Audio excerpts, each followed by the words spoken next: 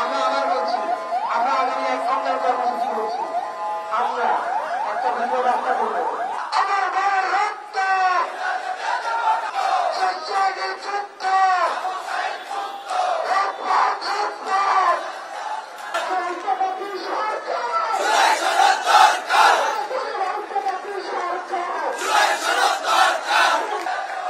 আমার বাবার কান্না আহত রাখছে আমি ছাত্রীদের দরকার আনন্দবাদী সরকার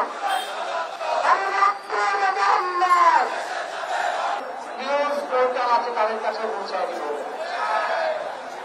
আমরা পৌঁছায় দেওয়ার পরে অবস্থা কি হবে সেটা আপনারা আমার থেকে প্রত্যেকের নেতৃত্বদানকারী যারা ছিল প্রত্যেকের ইন্দ্রস্ত করবে দিয়েছিল রক্ত রক্তের বন্যা